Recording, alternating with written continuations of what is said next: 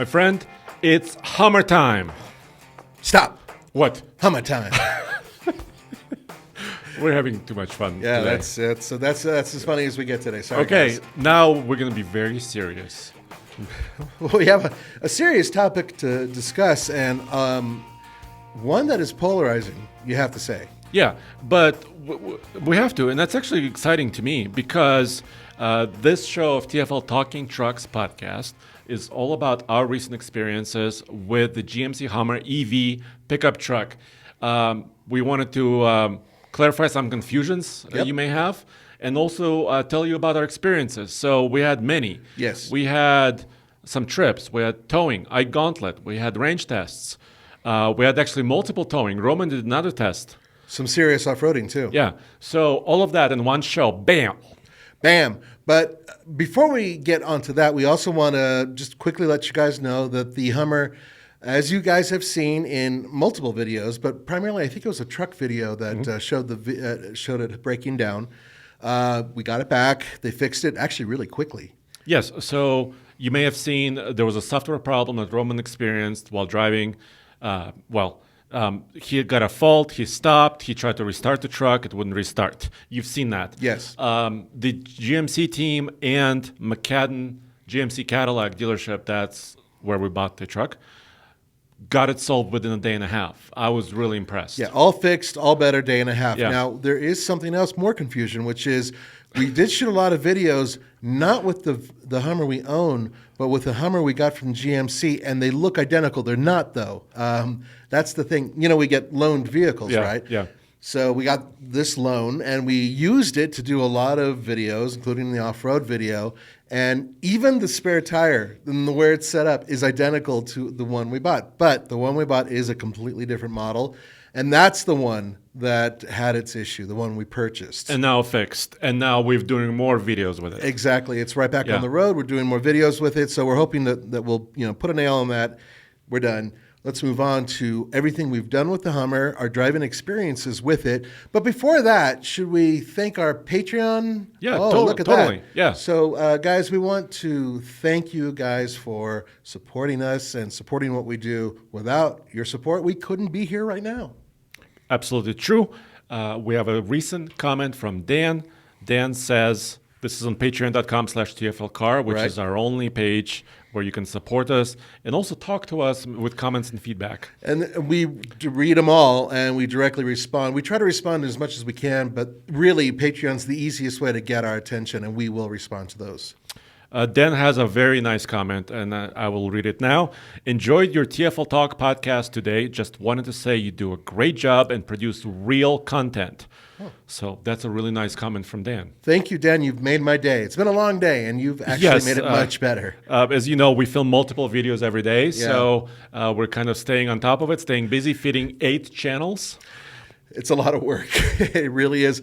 The team at TFL, I mean, and I'm not talking about myself. I'm talking about everybody else. About the hardest working guys I know on video, and so I'm very proud of them. I'm the laziest of all the TFL folk here, by the way. No, I really am, and I'm okay with that. I'm actually kind of proud of it. But the bottom line is that we do work really hard, so it's nice to occasionally get a nice email like that. So let's move on. Anybody else? Oh, we had a question on the email that we'll get to later, right? Because that has to do with something we're doing. That's right, and it's from Brian, and Brian with a Y. We will be responding to your question, which was an email question, but later on during the broadcast, not right now. And then a little bit of news, too. So mostly, of course, the show's about the Hummer EV, but we have some news about the Chevy Silverado. The most recent 2023 configurator is live, so we can see some of the options and what's happening with the full-size trucks. And also F-150 configurator for 2023 is live. Okay, so these two competing trucks, and we have to, they really are the most competitive. They're both live. That means that you can configure them, and I am curious if there's any notable differences between this year and last year. Yeah, and also start ordering them. So, and I think we're not going to order something, are we? No. We bought too much already. Well, Roman wants to buy something else. Okay.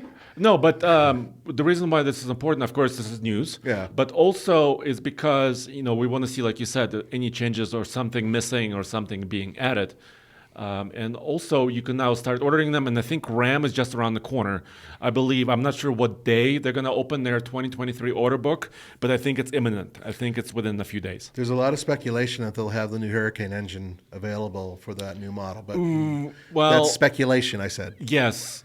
So maybe not 23, but maybe a little bit later. 24. I was thinking 24 because they didn't announce anything. We haven't seen anything. No, and I mean, they're going to show their concept, the Revolution truck, which is their electric truck. We're going to see that soon. That's in Los Angeles. Yes. At the Los Angeles Auto Show. But they haven't mentioned the Hurricane, which I think, I'm hoping they would add that to the Ram. But we have had some experience with it now. Yes. I think I think you're referring to Roman towing with it and going off-road with it. That is correct, Amundo. And he did that in a Jeep Grand Wagoneer, I believe. Yep. Which that engine is now an option. For those of you who don't know, that is a twin turbocharged straight six, an all-new powertrain for Stellantis. I was about to say FCA. God, I'll never get that right. You know, some people call it Chrysler still. Okay, Chrysler. But anyway, the point is that if you're watching this, Andre actually brought up the image showing the Grand Wagoneer. It actually looks pretty good towing. It looks it looks big and chunky. Yeah, right. I still think that the wheels and tires look too small for the openings, but that's just me. But this one does have that six-cylinder engine, and it is mighty powerful. So we were really curious. Yeah, 510 horsepower. 510 horsepower. Would be nice in a pickup truck, wouldn't it? Hell yeah, it would. Yes. And I'm pretty sure it's going to run throughout the entire Stellantis family. Where you had a V8, you will have that six-cylinder. That's my guess. I don't know how long they'll be able to do that until they have to electrify, but we also heard that they're doing a hybrid version of that powertrain in the future, so we should hear about that soon. All right, so let's kick it off with the Hummer EV. Yes, back to the Hummer EV. Yeah, so first of all, I want to thank you, the listeners and watchers, because without you, we wouldn't be able to buy long-term trucks. No. The Hummer EV truck currently, as far as pickup trucks with pickup beds are concerned, is the most expensive. The truck that we have showing here is sticker price was $115,000. 115,000 buckaroos. Yes. That's a lot of money, but you also are buying a lot of tech. I know, I agree with a lot of you guys that this is remarkably wasteful in so many ways, and you can get performance equal to this in a lighter, less, tech-filled vehicle. However, if you think about what this is for General Motors, this really was their first attempt at bringing out the Ultium platform with the beefiest off-road vehicle that they can produce. It is indeed off-road capable, even though it weighs over 9,000 pounds. Yeah, and I'm showing a little bit of video for you because I wanted to bring up a couple of shots of the interior as well on the Hummer. And here's what we did. Recently, Roman and I and the team, we took two identical trailers. They're both 6,100 pounds, and these are large toy hauler camping trailers. Yes, and they're brand new ones, too. Brand new ones by ATC. And thanks to guys at CompleteTrailers.com and ATC Trailers for helping us with this. And we compared directly the Lightning, the F-150 Lightning, to the Hummer because those are the current pickup trucks that are electrified, all electric, on the market. And we had them, so we compared them. Yeah, the only one that was missing was the Rivian. And hopefully one day we'll be able to do a similar type of towing test with the Rivian, but we've done tests with it before. Yeah, so we have data to compare it against, right. Definitely, just not with the identical trailer. Exactly. This was a lot of logistical work. I Can know. you imagine adding a third trailer and a third truck? My head might explode. Roman and I years ago went to a Ford event where they had three gooseneck trailers, private trailers, similar to these toy haulers, and they couldn't get three identical ones. They could get two, and then a third one was similar, but it still wasn't identical. Yeah. And then everybody was crying foul because you stacked the deck against something. Right. No matter what, and it just the Ford's guys are like, we can't get three identical ones. We tried, but that was back east. These three trailers, there's a couple interesting things, or three, these two trailers. First of all, they have two axles. That means four wheels are on the ground, which increases drag. And then on top of that, they're not exactly what I'd call super aerodynamic. They do have a little bit of some sculpting for some aerodynamics, but they still are large boxes that you're punching air through. Yeah. So neither of them are easy to tow, and they're exactly the same in terms of equipment. Yeah, and here's our test that we started really with electrified trucks. We've been running the iGauntlet World's Toughest Towing Test for 10 years. 10 years now. Yeah, which is insane to Yeah. think about. And of course, we've used Mr. Truck's help, Ken Yep. Sunling. We've had help from all manufacturers providing vehicles. Yes. You did a lion's share of the testing with us as well, as far as on the mountain. But for electrified trucks, we added another twist to it. Yeah, that has to do with the downhill part, right? Well, also starting in Boulder. We always start in Boulder because yes. our office is in Boulder. Right. But we're actually showing video of us starting in Boulder. And this is important because before we would just appear in the mountains and the video would start there. Yeah. But what we decided to do for electric trucks, we want to show the total range, right? What happens, because we don't want to make it seem like the trailers just appeared on the mountaintop and then we are towing with them. Right, we're not babying these vehicles. And what you are trying to show now, sometimes we do things where we go to Golden, Colorado, and we'll actually top off fuel tanks there for various things. Sure. And you've seen that before in the videos we've done. But this is different because range is really the biggest issue. Out of everything else out there, I think range really does resonate with everybody who's watching and listening. So in this case, going from Boulder to Golden, that's what? That's 22-ish miles, Okay, 23 miles. Okay, 23 miles heading down. And for us, going from Boulder, that's south. Then we hop onto the highway from Boulder, and we go up to the Gauntlet. And that is several miles as well. This is not, and it's all uphill too, Yeah. by the way. So there's a lot behind it. I'm actually surprised that both trucks were able to make it at least to the tunnel. To the Gauntlet itself. Yeah. And so I'm one of the guys who has to write these things up. So I watch the video and then I write what they've done. And I kept thinking, there's no way the Hummer's going to make it. Even though the Hummer has more range, it's got a massive battery. I thought it would just be too heavy and sluggish up the hill or whatever. I was wrong. But we have to make it home again. Yeah, that's the other problem. We want to, with electric vehicles specifically, we want to show that entire loop, which is in total about 155 miles ish. Okay, Right. Which is a big test. It is a big test because you're going to blow a ton of miles using electric vehicles going uphill. You will regain a lot going downhill, but you won't regain exactly the same that you lost. There's just the physics don't work. Yeah, and you and I recently did the e-Transit Yes. experience. We had on the same highway. Oh, and the Lightning as well. And the Lightning Pro. Yeah, right. Right. So we know this. I've rode pretty well. We've been using it for years. Boy, have we. So, by the way, if you're watching this, you might be wondering, there's a freeze frame of the Hummer towing up the mountain, and not all LEDs are on in the front of it. This is not an error or a broken light. This is just pulsating LED. Right. And that's what the camera sees. So often, right, the pulsating lights from LEDs, all LEDs pulsate. You just can't make it out with the human eye usually, but the camera does pick up on that. And so often you'll see videos where these things look like they're blinking, or whatever. Sometimes you'll see a rotor from a helicopter looking like it's completely still, and that's all because it lines up at a certain amount of time. Just with the frame rate, right? Yeah. Right. So that's exactly what you're looking at here. Normally, all the lights you'd be able to see, but they're LEDs. So anyway, we did a similar test with the Rivian. It was towing a little bit heavier. Like we said, we towed 6,100 pounds with these two trucks in this particular case, with the Hummer and the Lightning. But with the Rivian, we towed 8,100 pounds.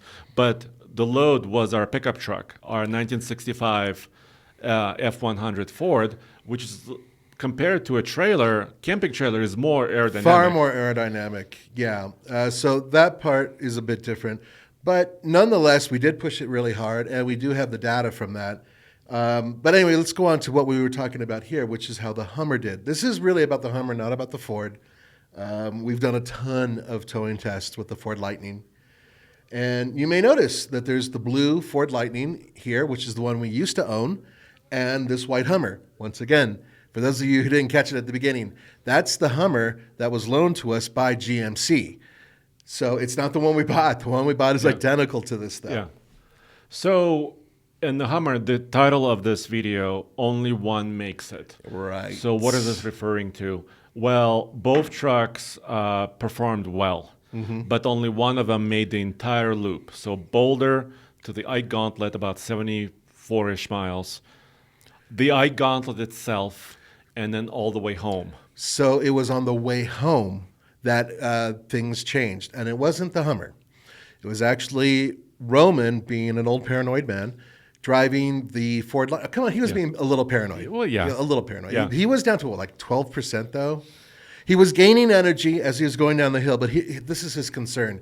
It's not completely downhill from the Ike Gauntlet because there's a couple uphill sections as well. Sure. And what he was worried about is just not being able to regain enough power going through those two uphill sections to justify not charging up sooner. And the idea is, when you run out of juice, when you're driving an electric vehicle, it is a big deal. It's difficult. There's only a couple options out there. There's not many chargers yet, like you said. And also, these vehicles are also going to be cutting power because when you're getting lower and lower in the battery status, right, you won't have access to the full power. I mean, I know it has 1,000 horsepower, so even half of that is still insane.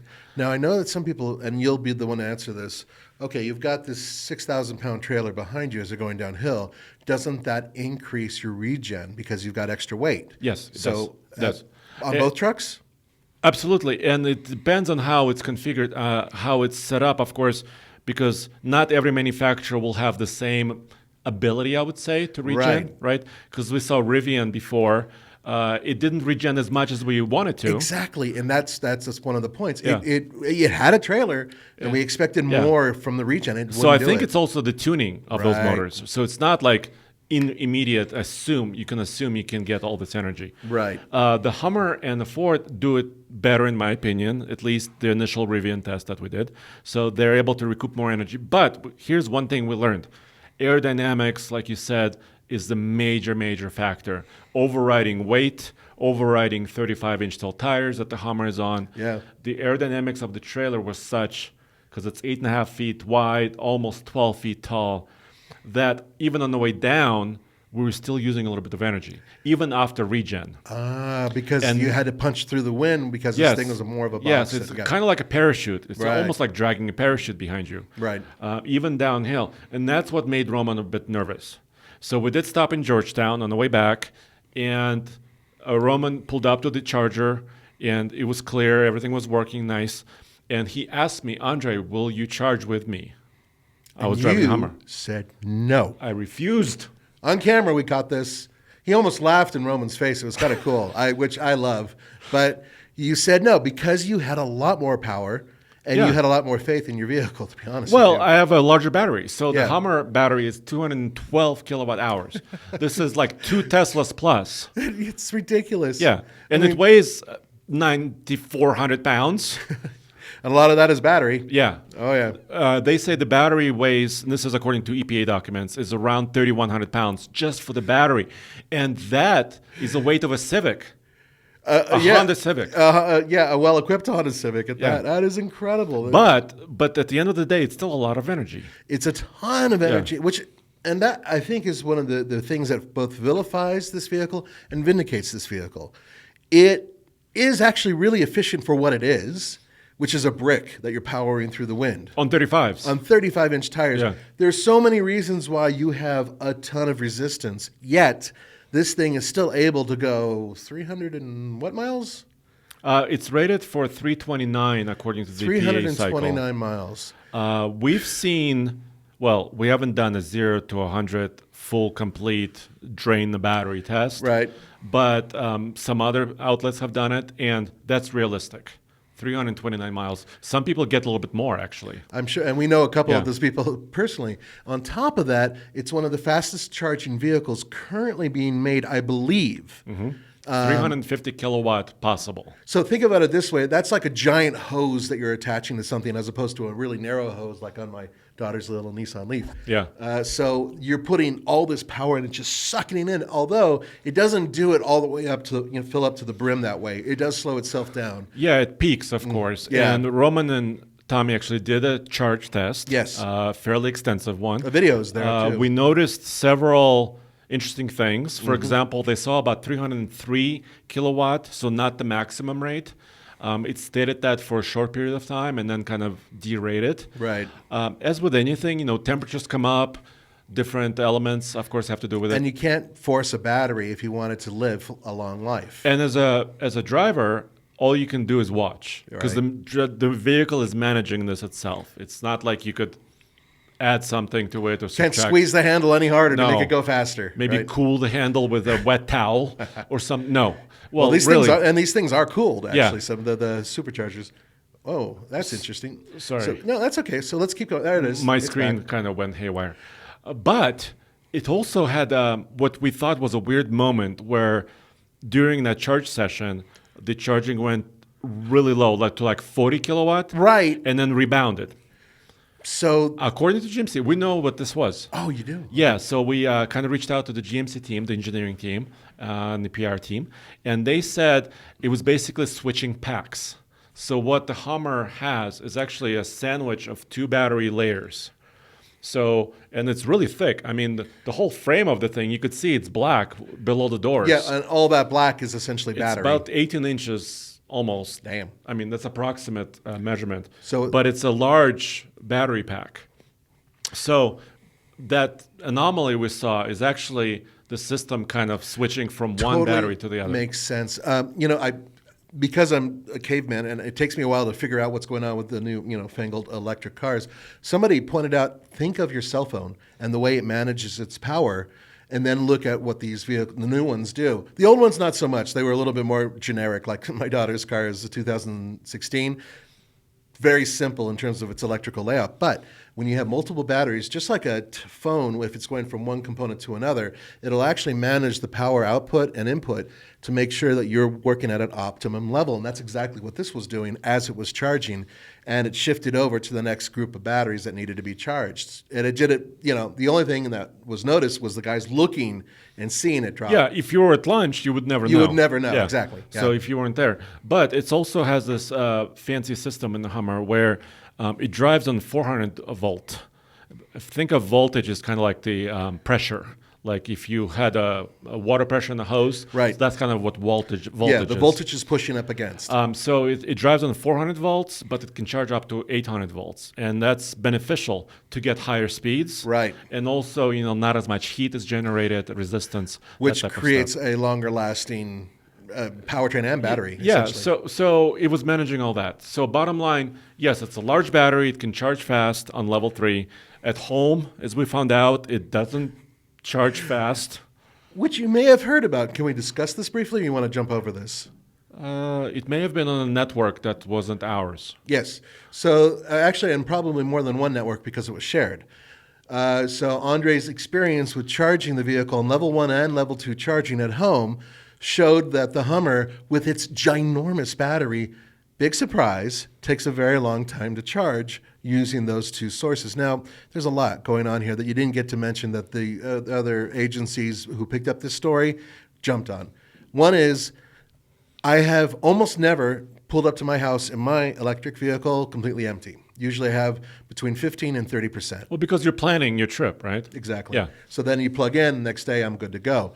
Level 2 charging, if you were to pull into your house with 30% battery, let's say even 20%, it would charge much faster because it's already got some charge in it. It may not be topped off, but remember this vehicle has crazy range. So the next day, not 100%, but at 80 or 90%, You still have over 200 miles of driving. that's exactly it. Yeah.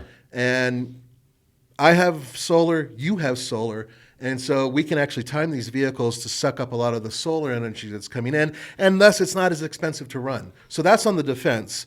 On the other side of it, It still takes time. it takes time, and Yeah. that battery's massive, and Yeah. the truck is stupid expensive. So there's a lot going on this. I will get to another point in a moment where we talk about off-roading, because there's a lot of negative I have on that. Yeah, and the bottom line is, with huge batteries comes long. Huge responsibility. I was going to say long charging times. I wanted to say the first. Okay. Yes, thank you. That was funny. It was in the back of my Okay, mind. I thought. Okay. So on level 1, what is level 1? Level 1 is your regular outlet at home. 110. 110 volt. Yeah. So my truck, the Hummer, said that 4+ days would take Okay. to charge, which is, fully charge from nothing to 100. Yeah. I was at 4%, I believe. Yeah. And then But level 2? level 2 was 1 day, 1 day. Okay. about 24 hours ish. It's actually pretty decent. And that's once again a full charge. But like you said, for example, my wife drives BMW i3, which is an all-electric car. It's a 2014. 9 kilowatt hour battery? No, it's like 17-ish. 17. Okay. Can you believe yeah, that? That's It's actually like really big. almost less than 10% of the Hummer's battery. My Leaf is 30 kilowatt hour. Yes, that's funny. That's funny.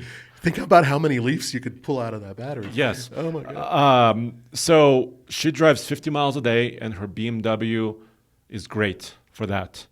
She comes home, she charges in 3 hours. She's happy. She drives it every day, and I did a video about that a couple times actually. Yeah. So that's a use case that the Hummer could also satisfy. If Yep. you drive 50 miles a day, you could replenish it at home. Oh, easily, because you'd come back, let's say with 75% plug in by the next day, even on 110, you should be Bam. good to go. Yeah. Yeah. So it satisfies that. Whether you want to tow a trailer cross country, no. So totally, unless you like stopping at a lot of Walmarts and other stores. Now, by the way, they are building up a huge network. There's a lot of money, government money, private money coming in from automakers to make the infrastructure much bigger and also a lot more robust. So they're actually drawing energy from new sources. All this stuff's happening. And we know it's happening because they tell us. But there's an important point, and so I'm just going to break into it right now. Okay, let's go. If I may.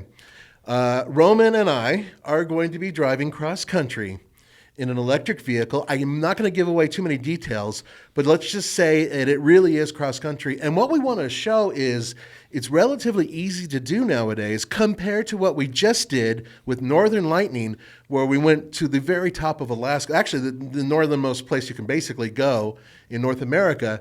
And that was a really rural area that they drove through. All of Alaska is kind of rural when it comes to powering up vehicles. So they really had to struggle to get there, but they still got there. So what we are going to do is show, hopefully, the opposite of that, if everything goes well, on how easy it is to cross country and power up. If everything goes well, it should be a relatively fun video series, but more importantly, should be informative on those people who own electric vehicles or are thinking about owning them and driving across country. So there it is. I just wanted to throw that out there. Sorry, Andre. Yeah, no, it's Took okay. forever for And me to get I some. cannot wait for that experience. Unfortunately, I won't be there, but you guys, We'll contact you regularly. Can you call me? I will call you whenever I'm about to throttle Roman or vice versa. So let's go back to the Hummer, because there's a lot more to talk about, and that includes off-roading. Yes, so the Hummer brand is really built on military roots, right? Military roots, Humvee, military vehicle. Or the H1 is... Oh, the H1, the that was version. civilian version of that vehicle. Then You've H2. had a lot of experience with those. Yes.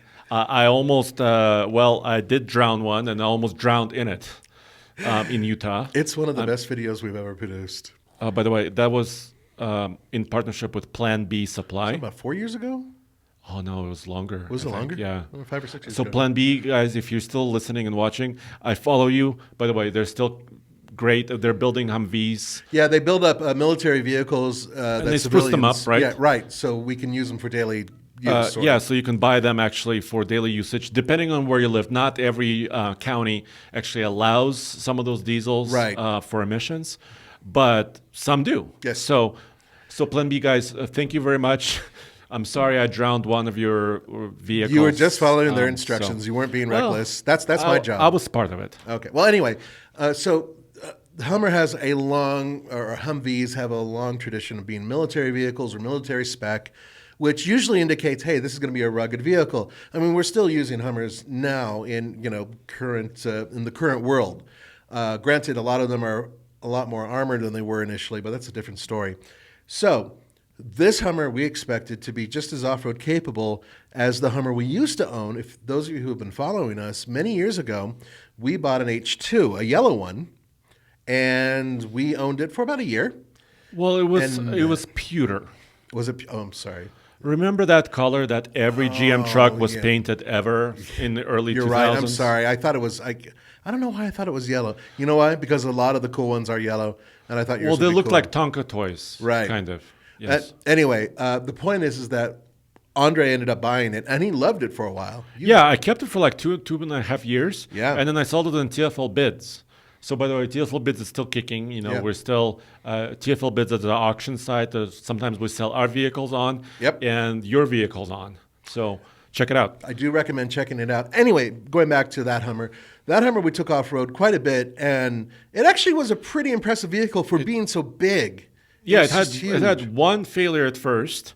Basically, remember it has a steering pump that's connected to the hip bone, the elbow bone. No, Yeah. I'm sorry, my brain is No, but- having so it had a failure once. Right. The steering and the hydro system is connected to the brakes. That's right. So when the steering goes, the brakes go, which is a bad failure.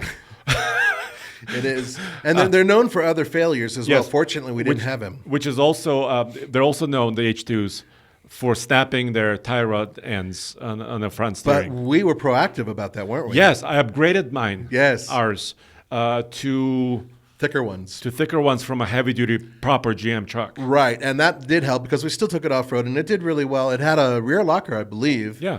And And air suspension in the air back. suspension. That worked. The biggest problem with that truck really was the fact that it was really wide and it was really heavy, And really inefficient. extremely inefficient. It had the 6-liter in it, right? Yeah. Yeah. So, okay. That Hummer we had a lot of experience with. We drove it around. We took it actually to Overland Expo. I was the one who drove it down to that. That was fun, yeah. It was interesting. And How much fuel did you use? Do you remember? oh my God, I burned through. Used- Yeah, it was thirsty.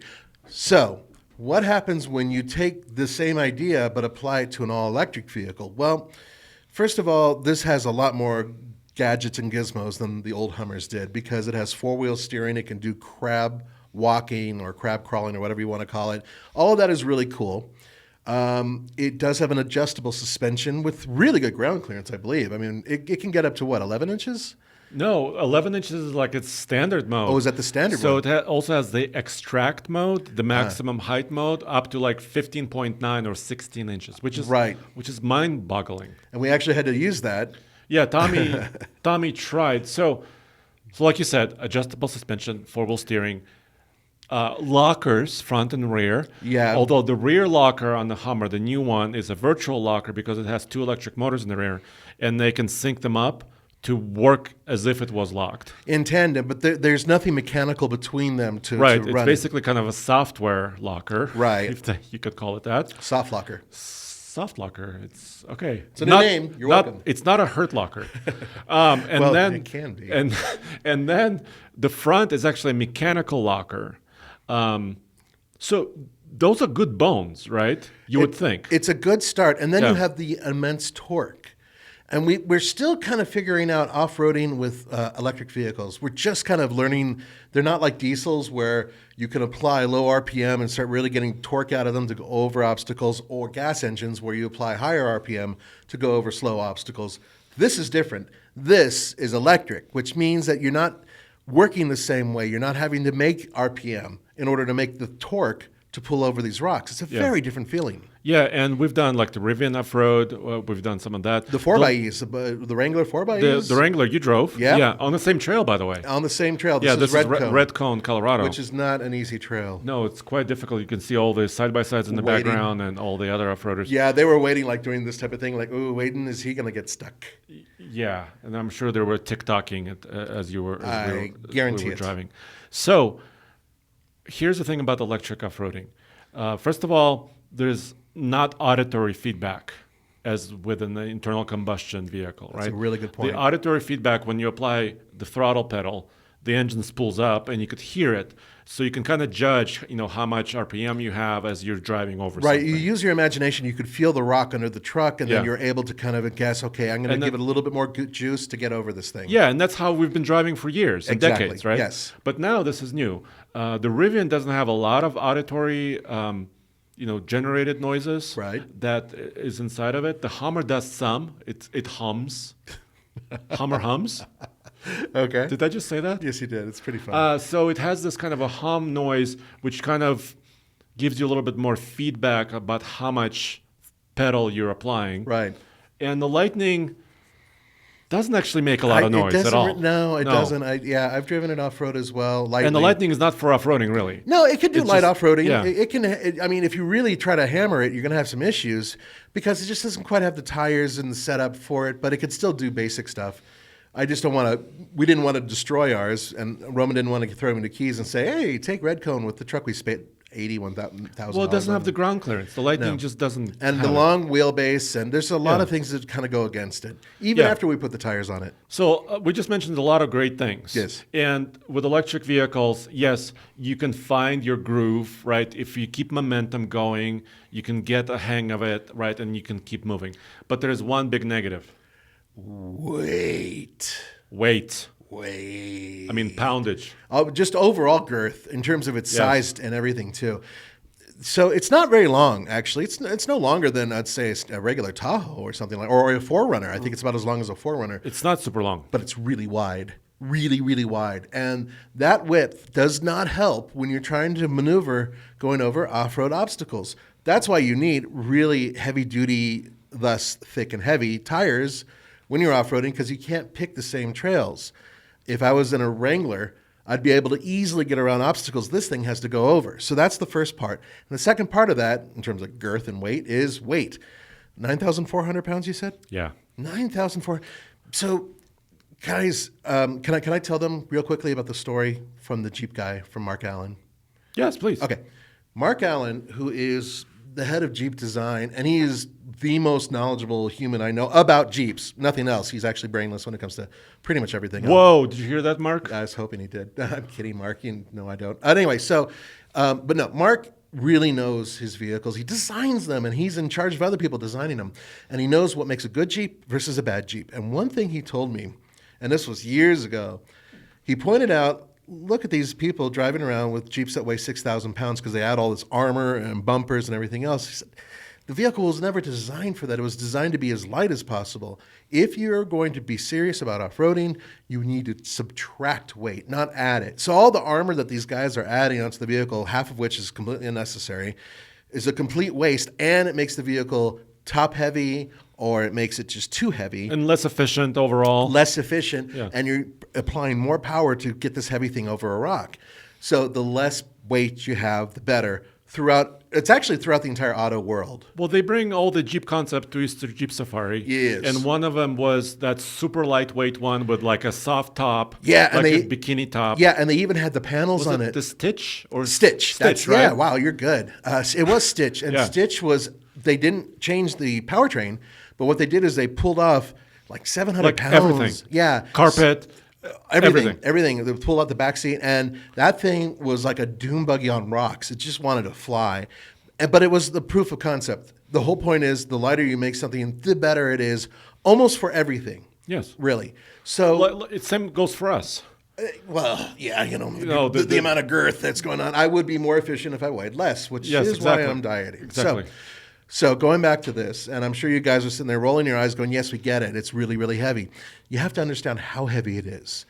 One of the biggest problems comes in if you get it stuck.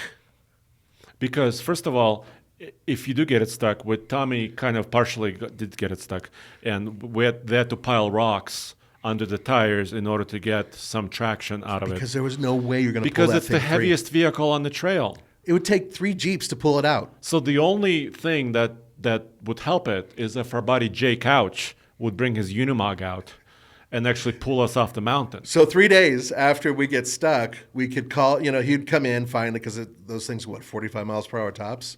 Well, actually, Jay Couch, he regears them. Oh, he regears. Okay. So if we brought a satellite phone, maybe we could call him right off the mountain, and he would come by and pull us up. Because, you don't have the vehicle. You would have to stack like 3 Jeeps in a row to try to. That's exactly my point. In order to pull that much weight, especially if it's caught on a rock or beached, and that's the real issue.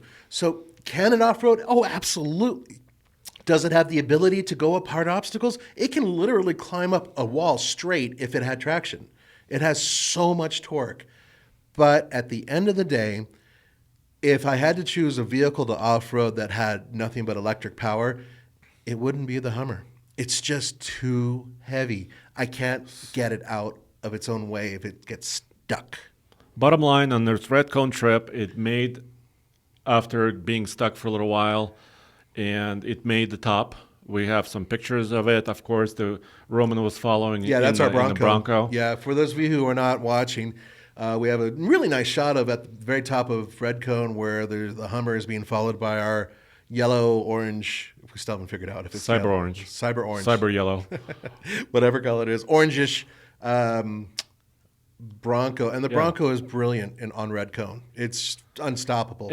And one thing that Roman also and Tommy communicated to me after this trip is that four-wheel steering really did help. Yes. Also. Yeah, they were able to crab walk around some obstacles. Well, I don't know if the crab walk is really helpful. They didn't say that. Well, they were saying, I thought that's what Tommy was saying, is that he was able to get around a couple obstacles thanks to having that four-wheel steering. So I just assumed that he was able to, because you are able to steer around some really difficult, tight corners. Yeah, you could. But I think the ultimate benefit of four-wheel steering is actually the tighter turn radius. Oh, yeah. Because the switchbacks that they had to maneuver around, that was also very helpful. I would agree, yeah. So it's huge. I mean, four-wheel steering, they should add it.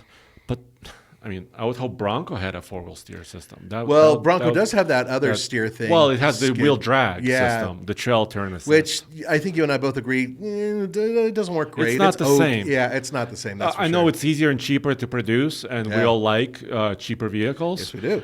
But still, four-wheel steering, there's really no replicating that. I agree with you. It's just, you're not tearing up the earth at the same time as dragging a tire. That's true. And considering how heavy this thing is, it actually does break asphalt. We found that out the hard way. And also breaks rocks. Yes. I mean, it did. Crushes rocks beneath it.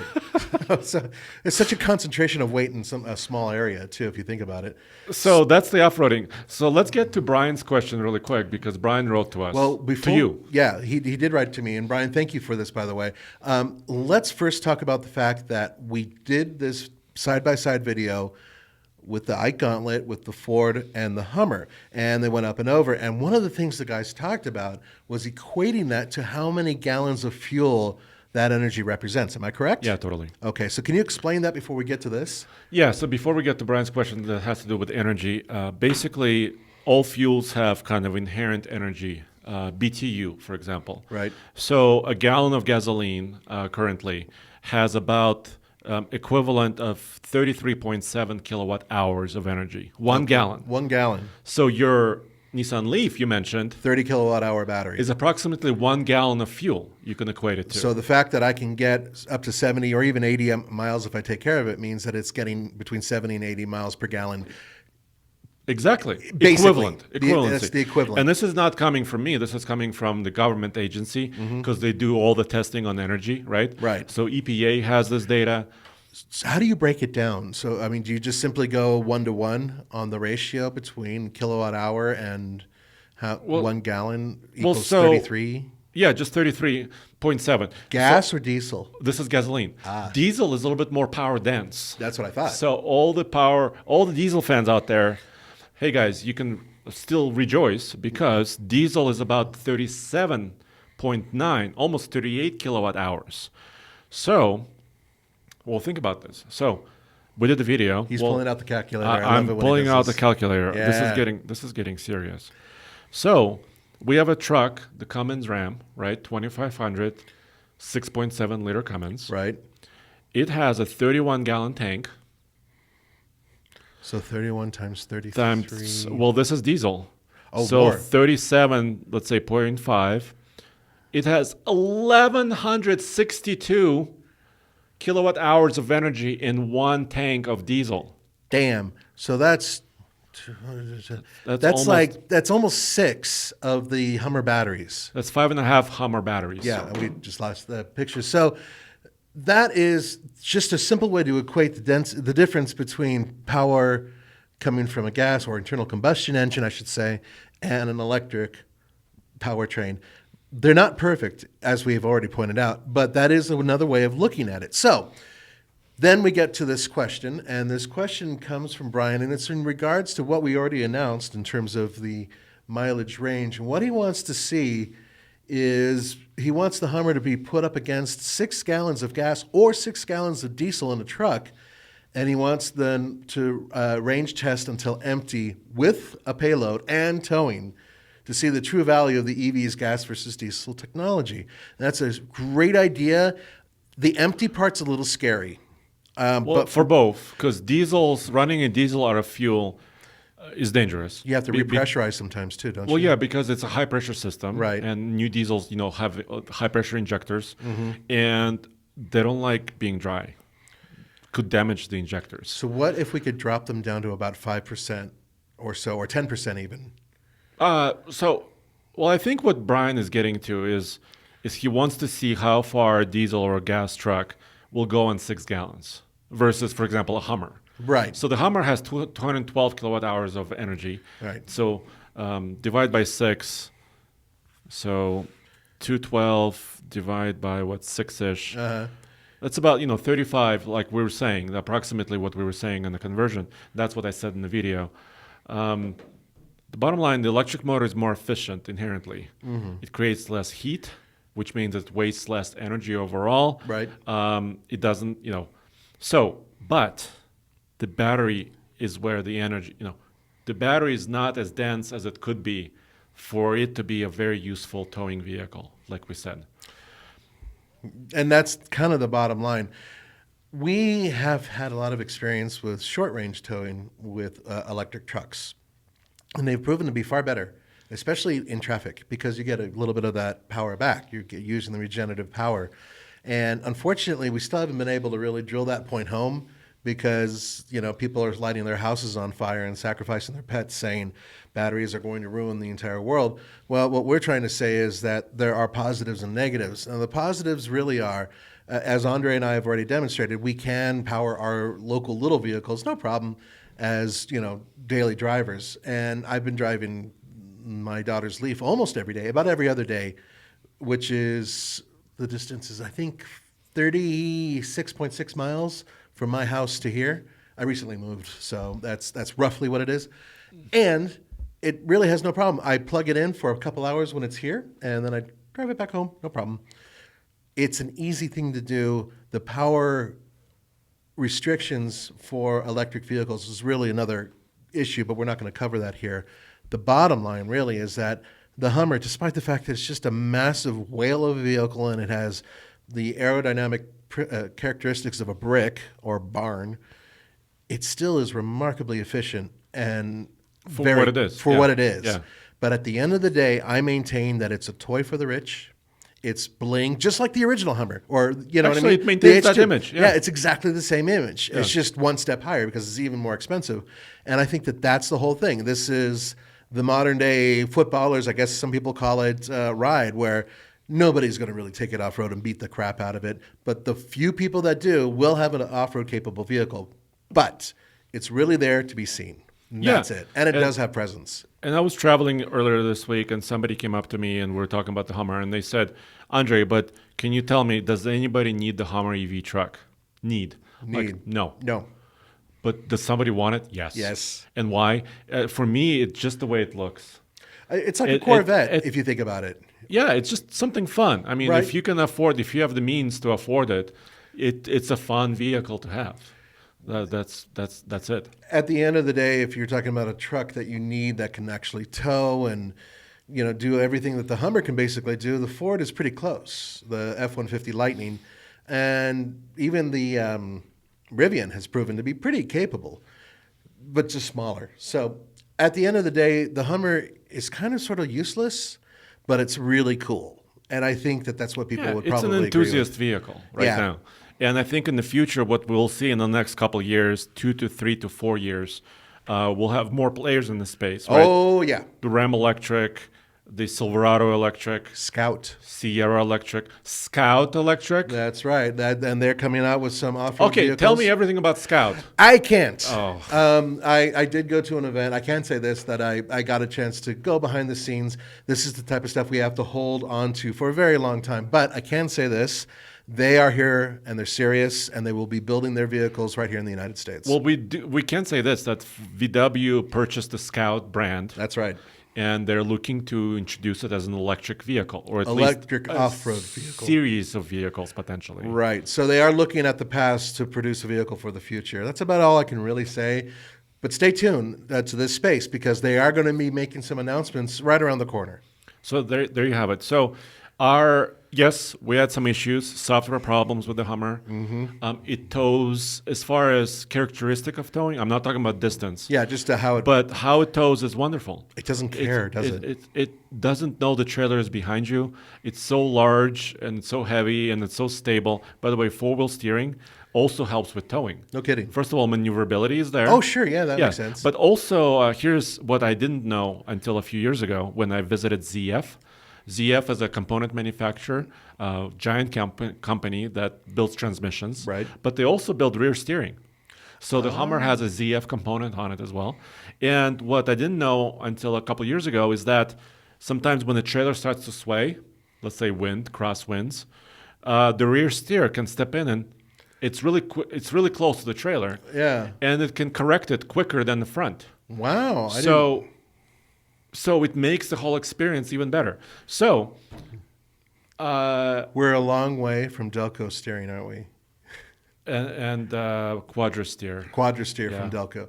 Where's Mr. Truck? I know, exactly. Mr. Truck would be able to tell you guys an awful lot about it. But back in the day, General Motors was one of the first that I think they were the first to have on this their... This was like 21 years ago. Yeah. Their half-ton trucks and Suburbans. Yeah. They had an all-wheel drive option. They're still out there. And all-wheel steering option. And both. Yeah. I mean, four-wheel drive with four-wheel steer. And you still see them out there sometimes, and they have a very unusual rear end where it's blistered a little bit and the axle sticks out a little bit further. And the reason it's blistered is so the tires can, rotate and not rub anything. They're really cool, and General Motors was the first to do it, and now they're back doing it again. And we have more videos with the Hummer coming up. I did a diesel versus Hummer test. Right. This was a range test, and this is to Brian's question because he was interested in how will the diesel compare. Yes. So we have that video coming up very soon on TFL Truck. So stay tuned for that, Brian. Yeah, and we also have a kind of large project planned, but not logistically kind of complete yet, where we want to take a Hummer on kind of a tour of the country, let's say. Right. Not to Alaska. I think we're done with Alaska for now, but we do want to use it. Roman really wants to take it to Moab. I do too. Oh, it's got to go there. Hopefully, we all can do that. If we can manage to pull that off sooner rather than later, that would be terrific. I think maybe even this fall or this winter. So stay tuned for that because we have to compare it in Moab against something, and we're planning. You know what I want to do? I want to maybe put a tent on top of it. Okay. So I can sleep in the Hummer. You're not going to have any money for a hotel after the amount of money we spent on that. That's true. Yeah, that's true. Yeah, we do have some tents we could put on it, and I haven't seen anybody really kit them out other than that SEMA with GM. They did a little bit last year. They show some accessories, right? Yeah. But it would be cool to see what we can do with it. And finally, we mentioned about the latest configurators. So I just wanted to show you briefly kind of a look at it. So GM, at least Chevrolet, has a 2023 configurator live, and they have a lot of still a regular cab standard bed. Silverado starting at $37,395,000, and then of course regular cab long bed, double cab standard bed, short bed, and crew cab standard bed. So they have all those 5 options for configurations, and they still have the new 3-liter diesel. Turbo diesel that's still there with all the updates. I'm so glad they still have that diesel. I was worried they're going to discontinue that one too. Yeah, so that's all, and we'll do a separate video on this. Yes. So to give you a little bit more perspective. And then Ford, like we said, also have a configurator for 2023. One notable thing is the Super Cab, the extended cab, is now only available in XLT and XL. So you cannot get a more luxurious one.